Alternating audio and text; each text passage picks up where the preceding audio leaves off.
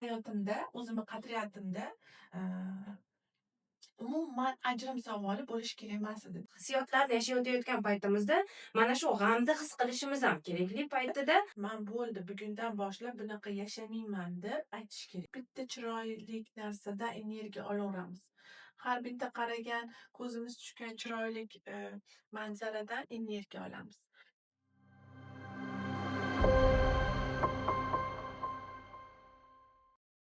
Assalomu alaykum azizlarim. Bugundan boshlab biz yangi proyektni ishga tushiryapmiz.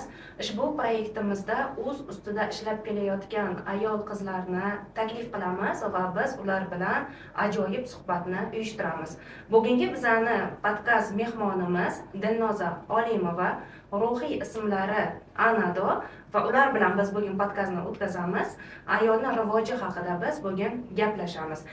İlk savolda men sizga bermoqchiman. Demak, Dilnoza Olimova kim? Nima uchun siz Anado taxallusi ostida o'zingizni faoliyatingizni yuritib kelyapsiz? Assalomu alaykum avvalambor. Sevimli bizni kuzatuvchilarimiz, assalomu alaykum. Dilnoza Olimovna kim? 1987-yilda Qo'qon shahrida tug'ilganman. Oliy ma'lumotliman. Bir necha institutlarni bitirganman. Qo'qon davlat pedagogika institutini, huquq fakultetini, undan keyin Toshkent davlat iqtisodiyot universitetini bitirganman va Prezident akademiyada o'qiganman. Eng so'nggi o'qigan joyim bu Toshkent davlat nizomiy institutini psixologiya yo'nalishi bo'ldi. Hozirda demak psixolog faoliyatini olib boraman. Psixologlar assotsiatsiyasi a'zosi, oliy ma'lumotliman. 10 yildan buyon demak shu bilimlarni ichidaman. 2016-yil o'zimni hayotimdagi shaxsiy vaziyatlar orqali, ya'ni hayotimdagi shaxsiy qiyinchiliklar orqali shu 2016-yil psixologiyani o'rganishni boshladim. Chunki o'zimda savol bor edi, ya'ni nega mani hayotim bunaqa bo'ldi degan va shuni javobini qidirib psixologlarga murojaat qilishni boshladim. Bir nechta psixologlar bilan so'zlashganimdan keyin o'zimga, ya'ni o'zimni hayotimda bo'lib turgan vaziyatlarga javob olishni boshladim. Har bitta hayotimdagi vaziyatlar o'zimni ichimdaligini anglaganimdan keyin bu sohaga judayam qiziqishim ortdi va shu psixologiya yo'nalishida bir nechta seminarlar, retritlar, coach konsultatsiyalar da qatnashib o'zimni bilimimni oshirish natijasida demak 4 yildan buyon mana shu sohaga kirib kelganman va 4 yilini shu faoliyatda yuritaman. Demak, psixologiya sohasiga siz to'g'ridan-to'g'ri oilaviy munosabatlar bo'yicha kirib kelgansiz. Ha. To'g'rimi? Aynan mana shu oilaviy munosabatlar bo'yicha kirib kelgan paytda eng asosiy sizni qiynagan holat, vaziyatni gapirib bera olasizmi? Aynan sizni shu sohaga kirib kelishingizga sabab bo'lgan vaziyatni, qiyinchilikni. Mani o'zimni qadriyatim bo'yicha, ya'ni hayotimdagi vaziyatlar orqali, ya'ni bu sohaga kirib kelishimga shu hayotimdagi qiyinchiliklar Inkor etgansizda, demak, muhim inkor etadigan inson edim o'z qadriyatlarimda. Ya'ni man shunaqangi rejalarim bor edi. Har bitta ayol, har bitta qiz albatta turmushga chiqishdan oldin butun hayoti davomida o'sha inson bilan birga ketishni xohlaydi. Va manda ham xuddi shunaqangi birga ketish rejalarim bor edi. Va eng meni ya'ni inkor qilgan narsam, qabul qilolmagan hayotimdagi bo'lgan vaziyat man bilan bo'lganligi uchun, shu ajrim bo'lganligi uchun bu sohaga kirib kelganman. Nega manda bunaqa bo'ldi degan savol Demak, bilan. tushkunlikda kirib kelgansiz. O'zingizni ustingizda tushkunlik, ishlashga, stress, qabul depressiya. qilinmagan vaziyatlar sizni o'zingiz ustingizda ishlashga majbur qilgan ekan. Hozirgi kunda aynan o'sha siz kirib kelgan Dilnoza bilan hozirgi paytdagi Dilnozani qanaqa farqi bor deb o'ylaysiz? Juda katta farqi bor. Ya'ni u paytlar o'ziga ishonmagan, ya'ni endi hayotim hech qachon o'zgarmaydi. Mani bu hayotimda baxtli bo'la olmayman hech qachon. Mhm. Man, baxtga erisha olmayman. Demak, man baxtli bo'lishim uchun, man hayotimni o'zgartirishim uchun yana bitta hayot kerak manga degan o'y-hayollarim bor edida. Ya'ni Mhm. judayam ishonchsiz edim. Va hozirda esa ya'ni u narsalar hech qaysi bir o'y-hayollarim qolmagan. Hozir hamma narsani, o'zim o'zimda uyg'otish natijasida, yarata olishni angladim. Demak, bu vaziyat sizni aynan ayol sifatida rivojlanishga olib kirgan desak to'g'ri Juda bo'ladimi? katta, juda katta mani o'stirdi, rivojlantirdi. O'sha vaziyatlarga shunaqa tashakkurlar aytaman hayotimda. Ya'ni, endi man hech kimman degan holatda qolgandimda. Ya'ni shu qadar depressiyaga tushib qolgandimki, Mhm. o'sha vaziyat orqali man juda katta dunyolar ochvordim. Ya'ni Mhm. o'zimga, umuman boshqa olamlar ochilib ketdi. Man o'ylamagan, hayotimga kirib keldi. Hayotingizga kirib keldi. Demak, har bitta ayolni hayotida sodir bo'layotgan har bitta qiyinchiliklar, og'riqlar uni "Man o'zi kimman? Bu hayotga man nima uchun tug'ilganman?" degan savolni berishiga sabab bo'lyapti, to'g'rimi? To'g'ri. Demak, bugungi bizani aynan ayollar uchun uyushtirayotgan ayol rivoji deb nomlangan podkastimiz, balkim buni erkaklar ham ko'rishi mumkin, judayam manfaatli bo'ladi. Ya'ni mana shu sohada ancha yillik tajribaga ega bo'lgan, nafaqat o'zi bilan ishlagan, balkim 4 yildan beri mijozlar bilan shu savollar bo'yicha ishlab turib ham insonlarga yaxshi natijalarni berib kelayotgan Dilnoza Olimova bugun bizni mehmonimiz. Demak, keling ayollar uchun judayam qiziqarli bo'lgan mavzular haqida gaplashamiz. Siz bilan ancha tanishib oldik. Umuman olganda, ayol rivoji deganda nima tushuniladi? Siz nima deb o'ylaysiz? O'zini his qilishi va kechagi o'zidan buguni o'sgan bo'lishi. Demak, ayol har kuni yoshga yosh qo'shilib borgan sari, kuniga kun qo'shilib borgan sari, u o'zini ustida nimanidir anglagan holatda boshqa etapga o'tgan darajada o'tishi kerak Mh. demoqchisiz, to'g'rimi? Mh. Demak, bu uchun ayol birinchi o'rinda, ayol rivoji deganda siz hozir ayol o'zini butunlay his qilishini aytyapsiz. Keyingi faktorda qaysi nosey bo'ladi? O'zini butunlay baxtli his qilyapti turganligi, hayotidan roziligini. Demak, hayotidan rozilik degan paytida, ya'ni baxtli his qilish degan paytida hozir shunaqa narsaga ko'p biz guvohi bo'lamizda. Internet tarmog'ida, misol uchun, Instagramga kiradigan bo'lsangiz, qaysidir ayollar, qizlar o'zini baxtli holatini Instagramga kirgizishadi. Ya'ni ko'rsatishadi. Tug'ilgan kunida turmush o'rtog'i unga avtomashina olib berganligini yoki uy olib berganligini, chet elga putyovkalar olib berganligini, qimmatbaho tilla buyumlarni olib berganligini ko'rsatayotgan ayollarda shu yerda man nahotki shu narsalarga loyiq emasmanmi degan fikr tug'ilib qoladi. Mana shu paytida qanday qilib ayol bu holatdan, bu vaziyatga kirib qolmasdan, aynan u bilan solishtirmasdan u vaziyatdan chiqishi mumkin deb o'ylaysiz? Bilasizmi, solishtiruvda agar inson o'zini solishtirsa, juda katta ishonch tushib ketadi. Mhm. Bor qobiliyatlari, uni qo'lidan keladigan hamma narsasi yo'q bo'lib qoladi. Va o'zini butun o'tgan davrini, yashab o'tgan har bir tajribasi, darslarini inkor qilib inson. Va Mhm. bu holatda, o'solmaydi, chiqolmaydi. Ya'ni birinchi o'rinda, o'sha solishtirib turgan insonini, o'tgan yo'lini ko'rib chiqish kerakda. Ya'ni u o'zidan o'zi kelib qolmadi bu holatga. Ya'ni u natijani ko'rib Ha, turibdi, to'g'rimi? ya'ni u hayotidagi natijasi, u nimanidir to'g'ri qilganki, bu natijaga keldi. Demak, bu ayol ham qachondir to'g'ri qilsa shu natijaga kela Ha, oladi, to'g'rimi? ya'ni, o'zini his qilish kerakda inson. Ya'ni ayol kishi "Manga nima kerak? Manga-da buni hayot ekan, buni o'tgan yo'li ekan. No, hozirda, ayni damda manga nima kerak? Mani Mani qiziqishlarim qanaqa? Man nima xohlayman o'zi? Nima istayman? Va man, shu darajaga, ya'ni A nuqtamdan, demak, B nuqtaga yetib borish uchun, ya'ni B nuqtam qaysidir o'zini xohishidagi rivojida bilsa, o'sha B nuqtaga yetishish uchun man nima qila olaman? Manda qanaqa qurollar bor? Qanaqa imkoniyatlar bor Qanaqa manda? imkoniyatlar bor? Ha, Qo'limdan nima keladi mani? ha.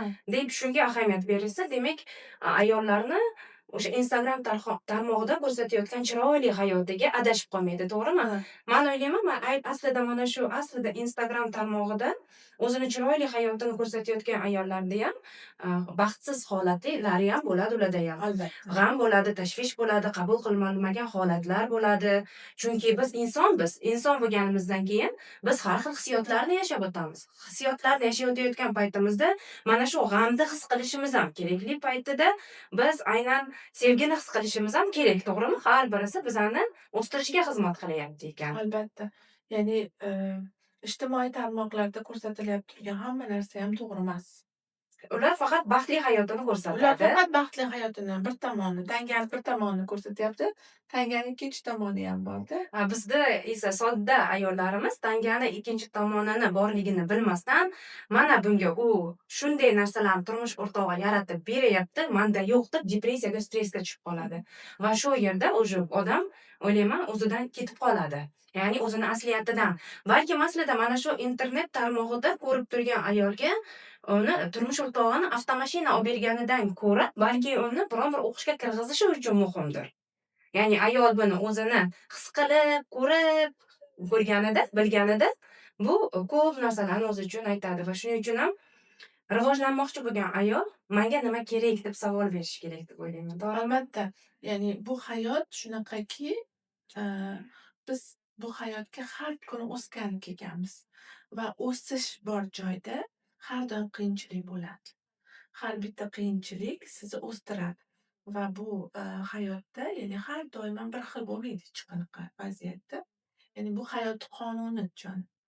Aaa, shuning uchun, solishtirish bu o'zini o'zi o'ldirib tashlash bilan teng.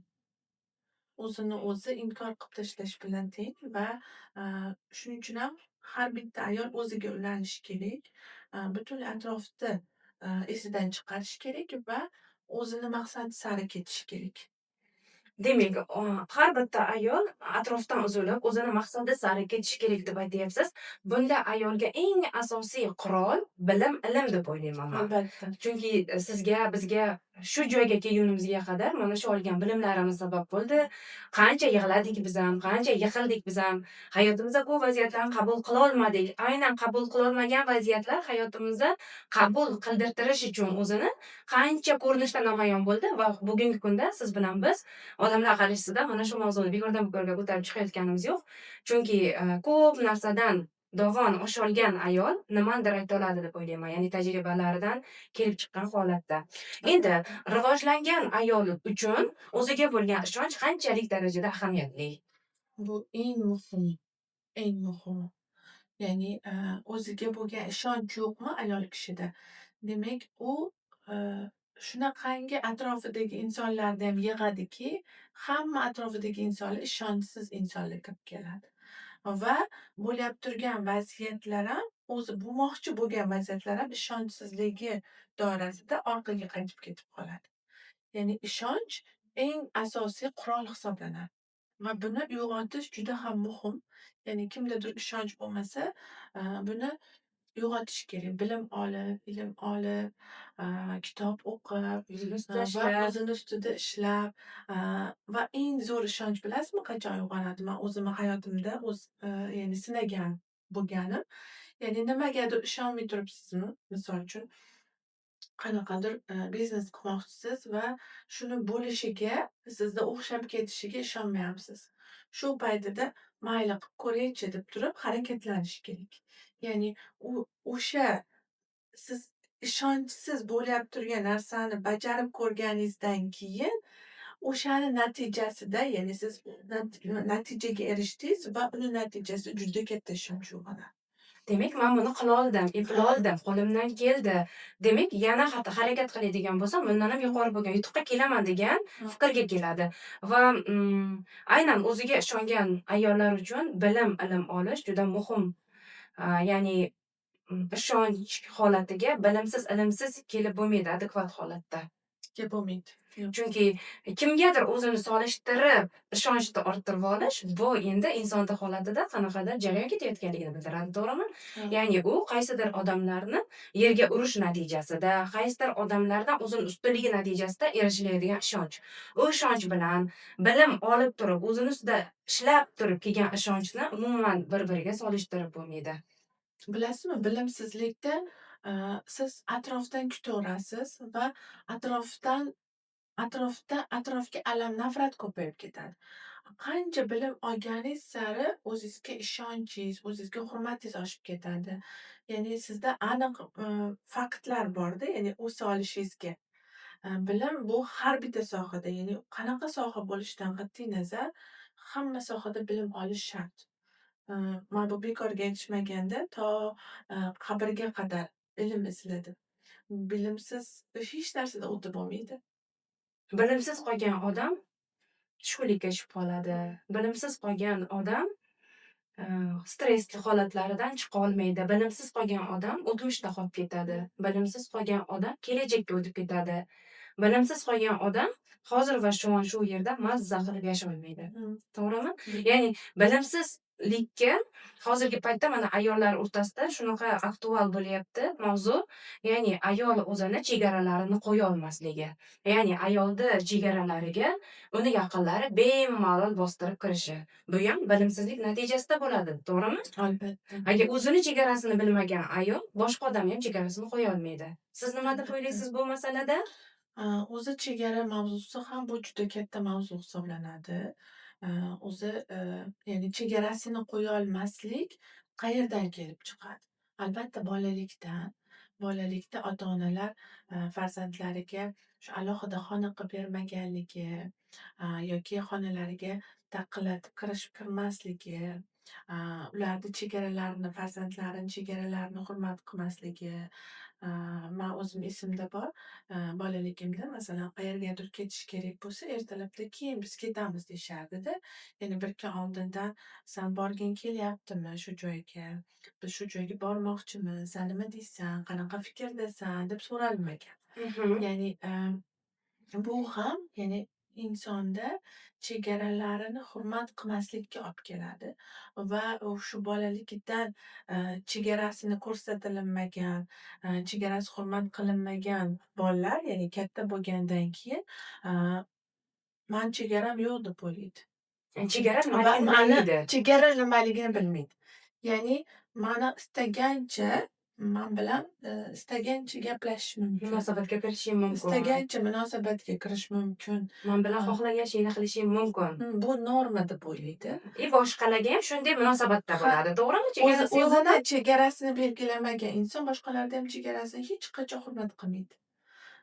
Shuning uchun ham har bitta inson o'zini, hayotini, ko'rib chiqishi kerak va chegaralarini aniqlab olishi kerak.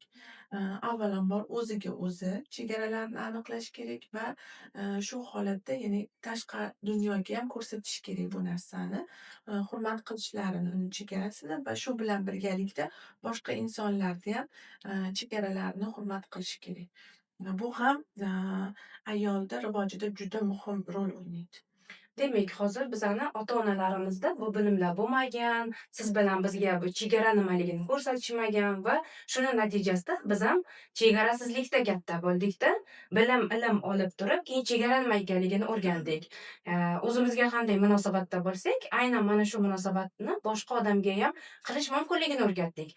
O'zimizga agar o'rgandik, o'zimizga mumkin bo'lmagan narsalarni boshqalarga ravo ko'rmaslikni o'rgandikda. Uyda o'tirgan ayol hozir mana shu chegaralarni qo'yishda nimadan boshlab o'rgansa bo'ladi? Ya'ni unga qanaqadir yo'llanma bormi, ko'rsatma bormi yoki bir aniq kitob bormi? Mana shu kitobda san o'zingni chegarangni olishing kerak degan. Yoki u o'zini ustida savoli bilan, aynan mana shu chegara savoli bilan yakka tartib tashlash kerakmi? Yoki qanaqadir kurslarni taklif qilish kerakmi? Nima deb o'ylaysiz siz bu masalada? Avvalambor, mana uyda o'tirgan ayollarimiz, birinchi o'rinda o'zlarini qiynab turgan savollarni, ya'ni, mana shu o'zlariga munosabatlarda bo'lgan qiynab turgan savollarni, aniqlab olishlari kerak. va aniqlangandan keyin, demak, uni ko'rib chiqish kerakki, qayerda chegaralar buzilyapti va judayam, eng zo'r qurol bu kuzatuv. O'zini o'zi kuzatish. O'zini o'zi va atrofniyam Atrofni kuzatish. kuzatish. Ha, ya'ni, bir oy davomida masalan, o'zini kuzatadi inson. Qayerda o'zi boshqalarni chegarasini buzib tashlayapti. Farzandlari u, turmush o'rtog'i u, ota-onasi, atrofidagi insonlar. Shu bilan birgalikda parallelni, atrofidagi insonlarniyam kuzatadi. Qayerda o'zini chegaralari buzilyapti. Ular qayerda buzvorishyapti. Mana shu bir oylik kuzatuv bu juda katta ochib beradi. Ya'ni, anglamagan holatlarini anglatib beradi. Ha, mana shuncha narsa bor ekan, degandan keyin endi munosabatlar ustida ishlanilishi kerak bo'ladi. Ya'ni ularni chiroyli qilib so'zlash, gapirish, yetkazib berish. Ya'ni, shuncha yil misol uchun 30 yil, 40 yil siz, chegarasizlikda yashasangizda birdaniga, manda chegaralarim buzilyapti deb atrofingizga gapirsangiz ham ular ham to'g'ri qabul qilolmaydi buni. Ya'ni oilangizdagilarda "Nima deyapsan? Shuncha yildan buyon shunaqa yashayab turuvdik-ku, o'zing ham shunaqa harakatlanyap turuvding-ku" degan so'zlar bo'ladi. Shuning uchun uni birdaniga, ko'rsatmaslik uchun har birini sekinlik bilan, ya'ni gaplashib, kelishib, bu ya'ni, chegara qo'yish ham yillar davomida ketadi. Buni bir kunlik, natija deb bilmaslik kerak. Oldin bir oy kuzatilinadi, keyin 1 yil, 2 yil, 3 yilgacha bu bilan ishlaniladi. Demak, uyda o'tirgan ayol, aynan mana shu sohani o'rganadigan ustozni topmagan holatdayam shu chegarasini o'z-o'ziga qo'yishni o'rgana oladimi shunda? O'rgana oladi. Buning uchun o'qish kerak, to'g'rimi? Kitob O'rgana o'qiydi, oladi, ha. videolar ko'radi. Ha, mana hozir judayam, ko'p YouTube'da, va ijtimoiy tarmoqlarda, ya'ni bu mavzulardagi, berib turgan, ya'ni informatsiyalar ko'p. Psixologiyaga doir kitoblar o'qishi mumkin, va, shu bepul, ko'proq mana shu berilyap turgan informatsiyalardan foydalanish mumkin. Albatta, agar bular, endi yordam bermasa, eng zo'r yo'li albatta, nima bilan? Master bilan ketish. Ya'ni master bilan o'rganganda, juda tez ketadi. Lekin agar, u narsani xohlamasa, hozir juda ko'p o'rganish usullari, ya'ni bemalol o'rganib, hayotiga kirgizsa bo'ladi. Asosiy faktor xohlash. Asosiy faktor birinchi o'rinda xohlash. Man qila olaman deb aytish. O'ziga o'zi man bo'ldi, bugundan boshlab bunaqa yashamayman deb aytish kerak. Ya'ni agar siz, o'sha hayotingizni bo'lib turgan vaziyatlarda endi man shunaqa hayotga kelganman, bo'ldi shunaqa o'taman, bu norma man uchun deganingizda, ya'ni bu ketaveradi. O'tmaydi bu narsada. Ya'ni qachonki siz, bo'ldi man to'g'irlayman bugundan boshlab, man bunaqa yashamayman, o'rganaman, ilm olaman, qayerda buni javobi? Qayerda javobi? Man o'zimga o'zim shunaqa qilaman. Rivojlanmoqchi bo'lgan ayolda javobgarlik olish bu asosiy faktor. Javobgarlik asosiy faktor. Hech qachon javobgarlik olmagan inson u rivojlana olmaydi. Javobgarlikni olmaslik, bu jabrdiydalik bilan bog'liq desak bo'ladimi? Bola pozitsiyasi bilan, jabrdiydalik bilan. Ayol bunda o'ziga qanday yechim bera oladi javobgarlikni olish uchun? Avvalambor shu bola pozitsiyasidan chiqish kerak. Bola pozitsiyasi u nima u? Bola pozitsiyasi bu, kutish, doimiy kutish. Atrofdan, hayotdan, insonlardan, ota-onadan, bu turmush o'rtoqdan, hammadan kutish. Menga ular qilib berishlari kerak. Men o'zim qila olmayman, eplolmayman. Har doim menga yordamchi kerak. Ular menga должен deb ham qarashadi, to'g'rimi? Ya'ni ular menga shu narsani qilib berishlari shart. Ya'ni kutgan odam bola pozitsiyasida. Yana qaysi faktorlarda bilsak bo'ladi? Talab Bola qo'yish. pozitsiyasini talab qo'yish. Keyin masalan, nimadir mana shunaqa bor. Ya'ni bola pozitsiyasi, misol bolachaga nimadir o'yinchoq ko'rsatsangiz, shiqildoq bersangiz, u xursand ketadi-ku. Shunaqa bor. Ya'ni oddiy narsalarga ham nimadirlarga ya'ni xafa bo'ldida xafa bo'lvolish, ya'ni atrofdan xafa bo'lvolish, arazlab olish Arazlash. va arazlagandan keyin nimadir masalan bor shunaqangi gul bersa, shokolad bersa, qanaqadir sovg'a bersa, darhol o'shanda to'g'rilab olish, o'shani kutib o'tirish. Ya'ni bu degani gaplashmaslik, so'zlashmaslik, o'sha bo'lib turgan vaziyatlarda kelishvolmaslik. Bular hammasi bola pozitsiyasi. Ya'ni javobgarlik olmaslik hayotidagi holatlarga, hayotidagi o'zini qiziqishlari, o'zini o'ziga kerakli bo'lgan narsalarga javobgarlik olmaslik, bu hammasi bola pozitsiyasi. Mani qo'limdan kelmaydi. Endi shunaqa yaratilindi. Shunaqa muhitga men kelin bo'lib qoldim. Shunaqa erkakga man ayol sifatida uni hayotiga kirib keldim. Mani boshqa ilojim yo'q deyish bola pozitsiyasi degan. Bola pozitsiyasi. Bola pozitsiyasida ko'pincha ayolda shaxs sifatida rivojlanmayotganligini ham ko'rish mumkin va bola pozitsiyasi aksariyat holatlarida o'zi nima istayotganligini ham bilmaydi. Bilmaydi. Bugun xursand, ertaga xafa bo'lishi mumkin. Yana bugun xursand bo'lishi mumkin, ertaga xafa Uni bo'lishi kimdir xursand qilish kerak, kimdir unga xafa qilish kerak. Ya'ni mani o'zimni xursand qilishim kerak degan narsani bilmaydi. Yo'q. To'g'rimi? Ya'ni o'zini hayoti uchun o'zi har bitta vaziyatga javobgarlik ola olmaydida. Nega bu vaziyat bo'ldi? Masalan, kattalar pozitsiyasida katta inson o'ylaydi. Qanaqadir vaziyat bo'ldimi? Nega bo'ldi bu vaziyat? Qayerda xato qildim? U qayerda xato qildim? Nima bo'ldi? Hozir men qanaqa munosabat o'rnatdimki, bu inson menga shunaqa munosabat o'rnatyapti deb o'ylashni boshlaydi. Lekin bola pozitsiyasi bu narsani o'ylamaydi. Kattalarda har doim javobgarlik bor. Hayotiga, har bitta vaziyatiga, har bitta o'tgan kuniga javobgarlik bor va ularda doimiy o'sish bo'ladi. Bola pozitsiyasida bu narsalar bo'lmaydi. Ular bir kun xursand, bir kun xafa, xuddiki bolalardek. Kuzatsangiz, bolalardek yashab turgan bo'ladida. Ya'ni har doim kimdir uni boshqarishini, Kimdir uni boshqarishini xohlaydi. xursand qilish kerak. Mana shunaqa bo'lganda, ya'ni bunda inson katta natijalarga erisha olmaydi. Demak, bola pozitsiyasi natijaga erisha olmaydi. Ha, Buni o'zgartirish kerak. Bizani kuzatib turgan ayollar, qizlar. pul ham bo'lmaydi bola pozitsiyasidagi. O'zini sevimli kasbi bo'lmaydi. Bo'lmaydi. Nima xohlashini bilmaydi-da chunki u. Kutib yashaydi har doim. Va qaysidir ma'noda bola pozitsiyasini jabrdiydalikni bir ko'rinishi deb olsak ham bo'ladi. Ya'ni menga ruxsat berishmaydi. Mani har doim kimdir boshqarib turish kerak, ruxsat berishmaydi, qilishmaydi.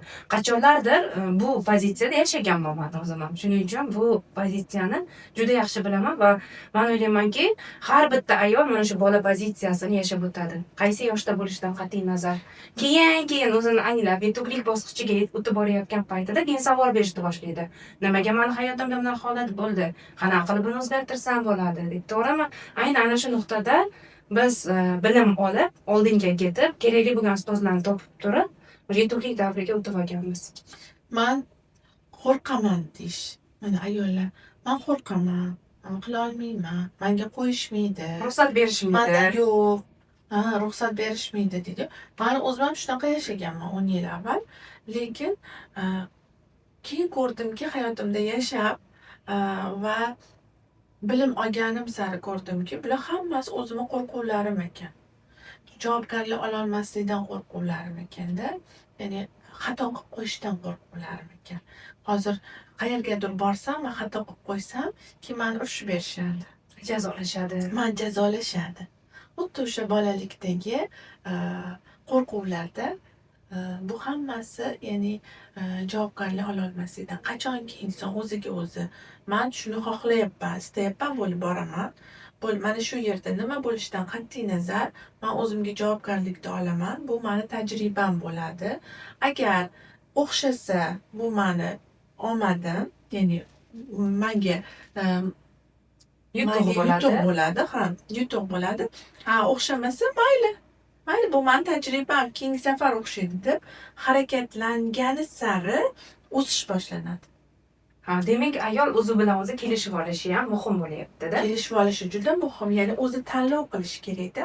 Har bitta vaziyatda tanlov qilishi kerak. Qancha ayol kishi o'ziga har bitta vaziyatda javobgarlikni olgani sari hayot ham unga yordam berishni boshlaydi. Ya'ni hayot osonlashishni boshlaydi. Avvallari bo'lmaydi degan narsalar mayli deb o'sha bo'lmaydi degan insonlar ham qo'llab-quvvatlashni boshlaydi. Chunki uni hayot ko'ryapti. U hamma narsaga javobgarlikni oldi. O'smoqchi, oldinga ketmoqchi, tanlov qildi va shu doirada hamma tomondan yordam keladi. Xudo hamma tarafdan ayolni o'sishini, rivojlanishini xohlaganligi uchun unga sinov beradi va bu asosda u keyin tanlov qiladi. To'g'rimi? Demak, ayollar mana shu joyda qo'rquvga kirib qolishadi-da. To'g'ri aytasiz. Hattoki 60 yoshda ham, 70 yoshda ham, 50 yoshda ham bola pozitsiyasi qolib ketganlar bor, ko'rganman o'zlarini. O'sha yoshda ham katta pul yo'q ularda, ozgina pulga qanoat qilishadi. Bu bilan men qanoat qilmaslik kerak demoqchi emasman aslida. Lekin u harakat qilganda edi, javobgarlikni olganda edi, balkim uni hayoti umuman o'zgarishi mumkin edi. Chunki imkoniyat hammamizga beriladi, to'g'rimi? Har birimizda 24 soat vaqt bor, har birimizda menda qanaqa bo'lgan bo'lsa, boshqa har bitta ayolda ham shunaqa bor. Demak, o'y-xayollarimizda oy bilan bog'liq bo'lgan fikrlarimizda ham gap ko'p bo'lyapti-da hozir. Ha, albatta bizni ongimiz shunaqangi mukammalki, ya'ni hattoki sun'iy intellekt bizni ongimizni nimalarga qodirligini tekshira olmaganda, ya'ni tekshira olmasdan, ya'ni shu darajada biz hamma narsa bizni ongimiz shu qadar kuchliki, ya'ni juda istagan hayotimizni biz har bitta inson, mana har bitta inson o'zini hayotiga, o'zi istagan hayotni keltira oladi.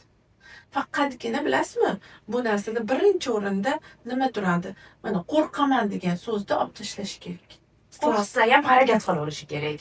Ha, ya'ni men qila olmayman, men bajara olmayman, men qo'rqaman, menda o'xshamaydi degan so'zlarni o'rniga menda o'xshaydi, men qila olaman, men bajara olaman, mayli. Bajarib ko'raychi, mayli yashab ko'raychi, mayli qarang nima bo'lar ekan. Mana men shu narsani sinab ko'raychi. Ya'ni sinamagan narsalarimiz bizni o'sha hal.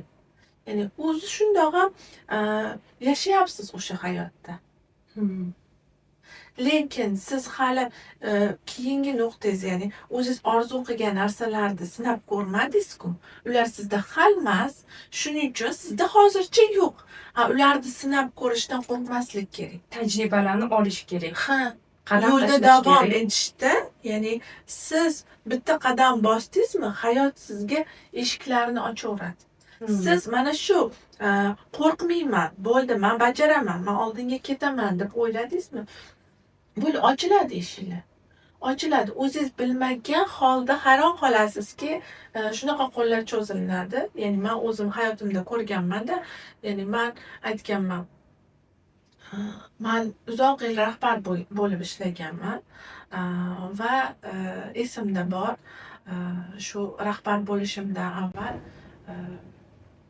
ko'rganman. Shu o'zimni nimamda bog'chada metodist bo'lganman-da. Shu metodistlik faoliyatimda men aytganman-da, men rahbar bo'lganimda mana shu ishlarni qilib yuborgan bo'lardim.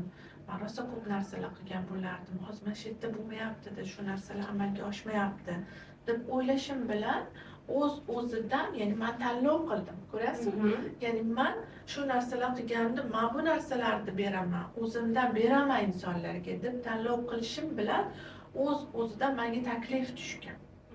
Siz rahbar bo'lasizmi? Mana shu joyda yana xuddiki o'zimni niyatimga qarab judayam rivojlanmagan joyda berishgan. Qolib ketgan joyda berishganda va o'sha yerda rivojlantirganim sari, o'stirganim sari yana menda xohishlar uyg'ongan. Demak, men bu joyda o'stira oldimmi, rivojlantira oldimmi? Demak, men boshqa joyda ham o'stira olaman. Bundan ham katta joylar o'stira olaman deganim sari yana menga taklif tushgan kattaroq ishga, lavozimga o'tishga-da. Va o'sha ya'ni o'sganim sari shundan keyin men bu sohani, ya'ni psixologiyani o'qiganim sari man ko'rdim, mani rahbarlik faoliyatim, ya'ni ishim boshqa va mani o'rganyapti turgan narsam, qiziqishlarim boshqa narsa bo'lib qoldi. Ya'ni qiziqishim bilan ish faoliyatim boshqa bo'lib qoldi va mani diqqatim ikkita tomonga qarash kerak bo'lib qoldida. Va shuning uchun ham man o'yladim, yo'q, mani qiziqishim bilan, mani o'qishlarim, hayotim bilan mani soham bitta ketishi kerak. Bir o'rinda ketishi kerak deb turib, man bu sohaga, ya'ni o'zimni o'sha ishimdan ariza yozib chiqib ketganman. Ariza yozib chiqib, bu sohaga kirib keldimda va shu sohada endi man o'sishim kerak deganim sari man o'saman bu sohada. Shunaqa oldinga ketamanki, shunaqa rivojlanaman deganim sari menga ustozlar berishdi. Hayot, ya'ni shunaqangi katta ustozlar mani yonimda bo'lib qoldi. Ko'ryapsizmi, hayot qanaqa eshiklar ochadi bizga. Biz tanlov qilsak bo'ldi. Mana ichimizda man qila olaman, man bajaraman, shunaqa xohishlarim bor, yarataman shu narsalar deyishingiz bilan o'zida eshiklar ochilib ketadi. Harakat qilib bersangiz qolganiga, yo'l-yo'lakay amalga oshib ketaveradi. Juda muhim niyatlarda. Demak, biz ko'pincha hozir mana ayollarning ichida bir nimani men guvohi bo'lyapman, siz ham buni guvohi bo'layotgan bo'lishingiz kerak. Ya'ni hali ayol nimadir ishda o'zi xohlaydigan biron bir ishda yaxshi ko'rgan ishini topdi, uni qilmoqchi bo'lgan paytida o'xshamasachi, pulimga kuyib qolsamchiman, bu o'xshamasa keyin ertaga mani yaqinlarim ustimdan kulishsachi, mani qo'lingdan hech nima gap eplolmas ekansan deyishsachi deb ham o'zini o'zi to'xtatib qo'yadi-da. Mana shu ayollarga nima degan bo'lardingiz siz? Mana shu gaplar, so'zlar, atrofga qarash, bu aslida tagida javobgarlik ololmaslik turadi. Aylanib o'rgilib, ayol rivoji javobgarlik mavzusiga boryapti. Ya'ni tagida inson xohlamayman men o'tishni degan narsa turadi. Zona komfort desak bo'ladimi? Ya'ni qulaylikka kirib olish. Bu hozir qulay, hozir men harakat qilsam, menga noqulay bo'lib qoladi, qiyinchilik keladi. Ammo qiyinchilikda yashashni xohlamayman. Hozir nimada yashayotgan bo'lsam, shunday ketaversin. Yaxshi, bu degani demak ayol o'zini o'zi qaysidir ma'noda o'zini hayotidagi bo'layotgan o'sha puliga, sferasiga, munosabatlariga to'g'ridan-to'g'ri javobgar. O'ziga yoqmaydigan taraflarni u yoqadigan tarafga keltirish ustida ishlash kerak. Ko'pincha hozir ko'p ayollar internetda vaqtini behudaga o'tkazishadi-da. Ya'ni ayollarni kuzatishadi, qo'shiqchilarni yoki o'zi uchun qiziqarli bo'lgan soha vakillarini kuzatib turib ham energiya oqimi ayollarda tushib ketayotganligini ko'rish mumkin. Umuman olganda ayollik energiyasini oshirish uchun rivoj mavzusi ayollik energiyasini ham o'zini ichiga qamrab oladi. Oshirish uchun nima tavsiyalarni bergan bo'lardingiz siz bizani kuzatib turgan ayollarga? Energiyani oshirish uchun avvalambor meni o'zim energiyasiz bo'lib qolsam, hech narsa xohishim yo'q bo'lib qolsa, men birinchi o'rinda nima qilaman? Birinchi o'rinda tabiatga chiqaman. Tabiatda aylanaman. Tabiat bizni o'zimiz bilan, ya'ni ayollik energiyasi tabiat bilan juda ham bog'liq. Uyg'un. Mana shu daraxtlar, go'zalliklar, biz har bitta chiroyli narsadan energiya olaveramiz. Har bitta qaragan, ko'zimiz tushgan chiroyli manzaradan energiya olamiz.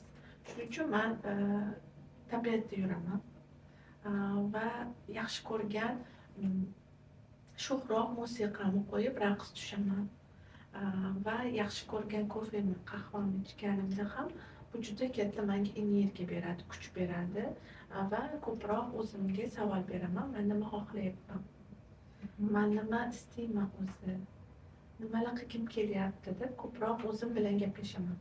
Ya'ni inson o'zi bilan o'zi uyg'unlashgani sari energiyaga to'lib boraveradi. Va bu yordam, ya'ni yordam quroli. Va albatta energiyaga to'la bo'lish uchun inson o'zi yaxshi ko'rgan sevimli kasbi bilan shug'ullanishi kerak. O'zining hobbilari bilan shug'ullanishi kerak. Sevgan insonlari yonida bo'lishi kerak. Bular ham juda muhim. Sevgan sferasi, sevgan joyda yashash kerak. Ya'ni u xohlagan, o'zi istagan joyda yashash kerakda. Misol uchun ba'zilar o'zini majburlab ishga kirib oladi. o'zi qiziqmagan, umuman qiziqmaydigan sohaga pul yuzasidan kirib oladida, ya'ni pul o'sha moddiy qiyinchilik yuzasidan kirib oladi yoki o'zi qiynalyapti turgan joyda o'zini o'zi majburlab chidab yashaydi. Bular ham juda katta energiyani olib qo'yadi va atrof bilan solishtiruv ham energiyani olib qo'yadi. Ya'ni energiya bu har bir insonda bor, faqatgina uni to'g'ri taqsimlash kerak. Taqsimlashni bilmaslik natijasida u energiyasiz bo'lib qoladi. Noto'g'ri joylarga energiyani yo'naltirib yuborgani, noto'g'ri o'y-xayollar, mana bu ondagi bir qancha fikrlar, rosa ko'p fikrlar ham energiyani ketib qolishiga olib keladi. Demak, ayol energiyaga to'lishi uchun sevimli kasbi bilan shug'ullanishi kerak deb aytdingiz, tabiatga aylanishi kerak deb aytyapsiz. Bundan tashqari sevimli kofeni ichish kerak, uni atrofini u sevgan insonlar o'rab turishi kerak deb aytyapsiz va yana bitta qo'shimcha qilgan bo'lardim. Buni o'zim ishlataman hayotimda.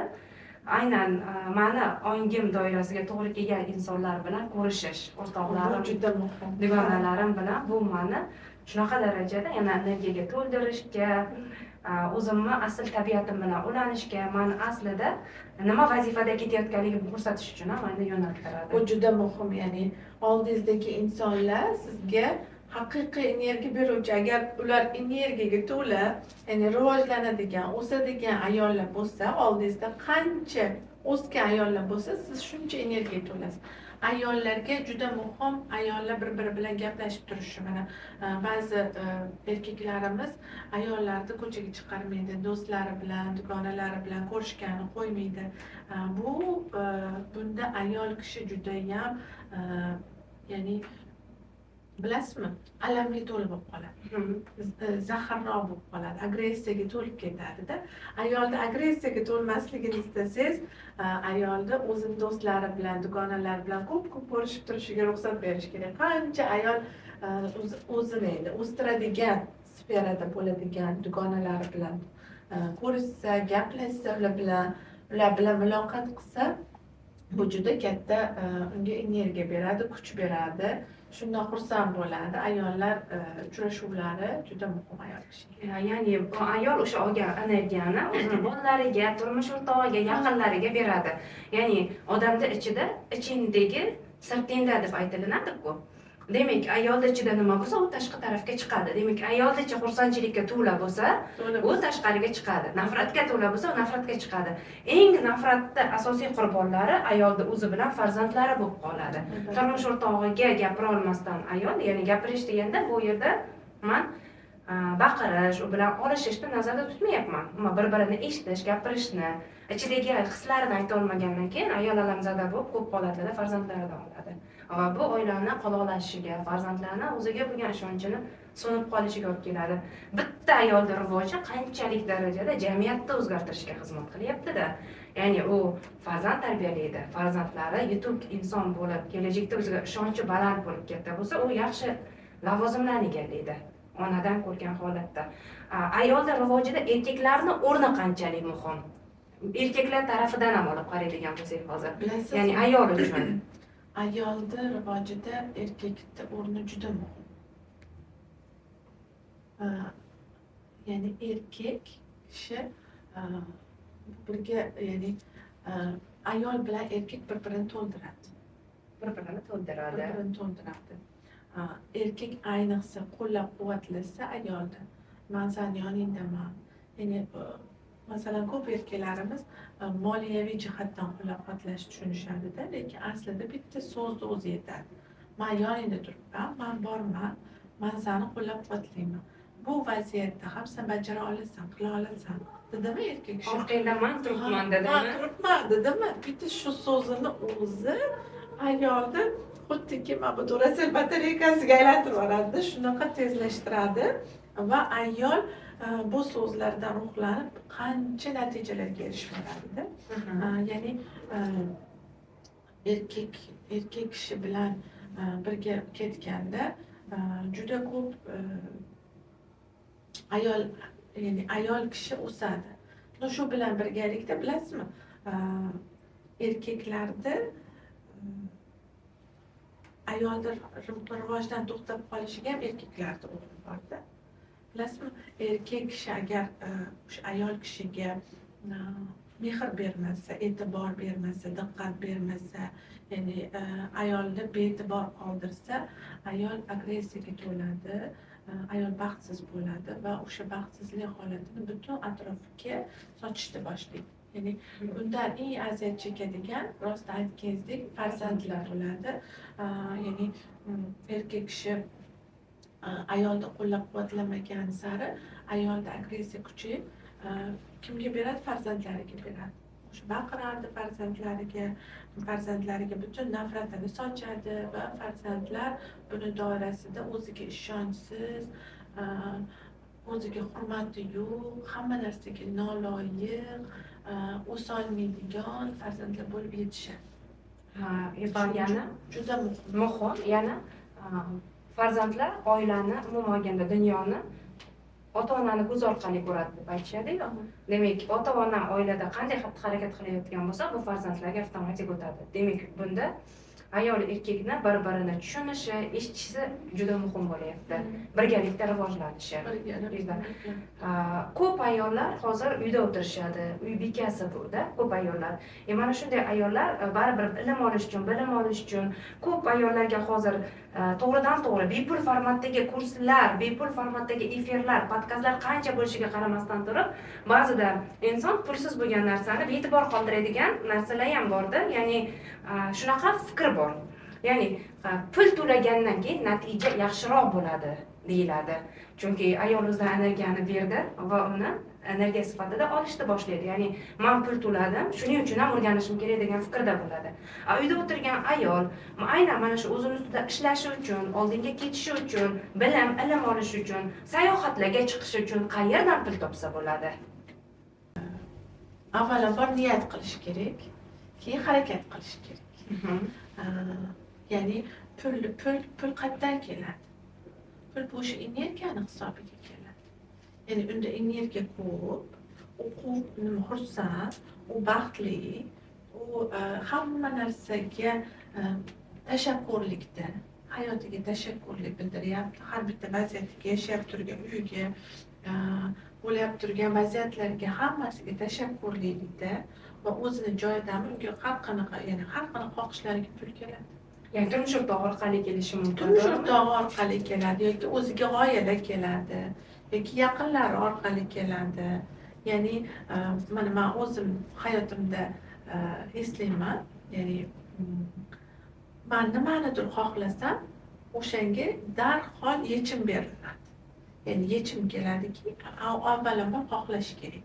Ya'ni masalan, mana uyda o'tirgan ayollarimiz ko'proq men uyda o'tiribman, menga nima kerak, bu narsa men qila olmayman, men bora olmayman, men bitta oddiy uy bekasi bo'lsam, menda qayerdan shunaqa narsalar deb gapirishadi-da va buni doirasida, ya'ni siz borliqqa aytyapsiz, menga kerak emas, men xohlamayman, na sayohatni, hech narsani, men noloyiqman hamma narsaga degan energiyani beradi va shuning uchun ham atrofdan unga ya'ni imkoniyatlar berilmaydi. Demak, bugungi podkastimiz mehmoni Dilnoza Olimovna Anado bo'ldilar. Ajoyib suhbat uchun, ayollarni rivojlantirishga mo'ljallangan mana shunday ajoyib suhbat uchun sizga katta rahmat aytaman. Ishlaringizda omad tilayman. O'ylaymanki, bu podkastni tomosha qilayotgan ayollarimiz ham o'zlari uchun kerakli bo'lgan anglashlarni, xulosalarni olishadi. Albatta, podkast haqida o'zingizni fikrlaringizni yozib qoldiring. Hammaga rahmat, omad tilayman. Rivojdan to'xtamanglar, o'zlaringni ustilaringda ishlashdan to'xtamanglar, bilim olishdan, ilm olishdan to'xtamanglar. Har qanaqa holatda harakat qilsalaring, istagan natijaga erisha olasizlar.